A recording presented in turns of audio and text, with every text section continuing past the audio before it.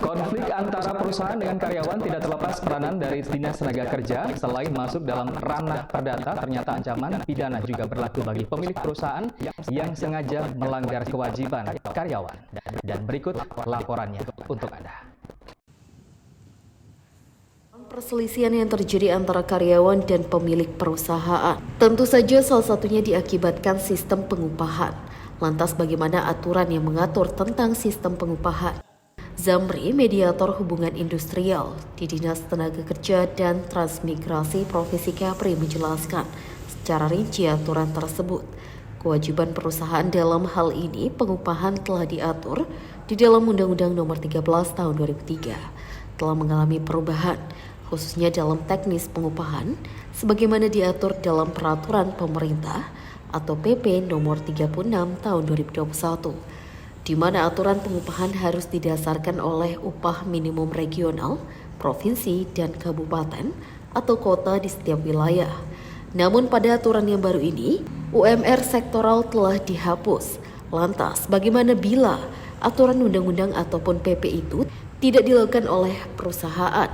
Zamri menyebut bahwa aturan yang mengatur terkait permasalahan bila sistem pengupahan mengalami kendala, sehingga karyawan akhirnya kisruh dengan pemilik perusahaan, di mana kebijakan yang mengatur tentang itu ada di Undang-Undang Nomor 2 Tahun 2004 dan Undang-Undang Nomor 11 Tahun 2020. Jadi dasar dari perselisihan ini adalah Undang-Undang Nomor 2 Tahun 2004 tentang perselisihan industrial. Nah juga aturan-aturan yang baru itu juga kita akomodir yang terbit dari Undang-Undang 11 2020.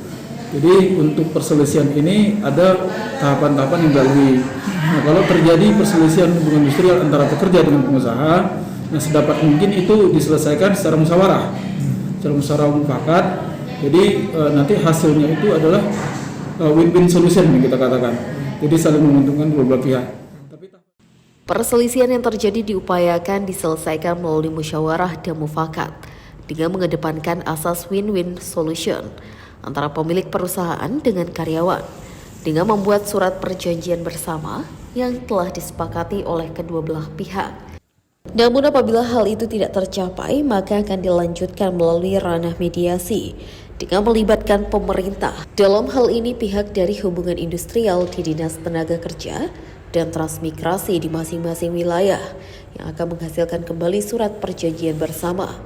Terakhir, bila hal itu kembali diingkari oleh pemilik perusahaan, maka pemerintah memiliki wewenang untuk memberikan teguran sebagai bekal untuk dilanjutkan ke ranah perdata di Pengadilan Hubungan Industrial. Selain daripada itu juga, pemerintah melalui bidang pengawas tenaga kerja juga bisa memberikan sanksi terberat dengan membekukan aktivitas perusahaan yang abai terhadap kewajibannya. Hasil dari mediasi atau untuk sanksi itu sebelumnya juga sudah diatur gitu. Sebelumnya sudah diatur di aturan sebelumnya, itu tidak berubah. Dan itu untuk pengawasan dan pemberian sanksi itu ada di pengawas tenaga kerja. Jadi nanti pihak pengawas Disnaker ini diwakili pihak pengawas tenaga kerja untuk melakukan pengawasan terhadap pelaksanaan undang-undang atau undang-undang kerjaan lah ya, ketenaga kerjaan. Jadi tidak sesuai dengan peraturan-peraturan yang berlaku, nanti pihak pengawas tenaga kerja akan melakukan tindakan. Dan itu ada mekanisme yang diatur. Nah untuk itu tadi dari pengawasnya akan memberikan sanksi. Nah sanksi ini diatur di dalam permen tersendiri.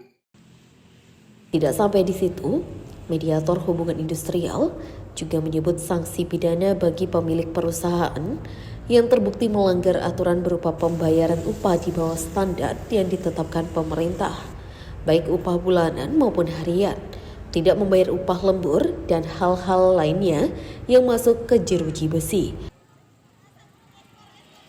Alfonsius melaporkan dari Tanjung Pinang.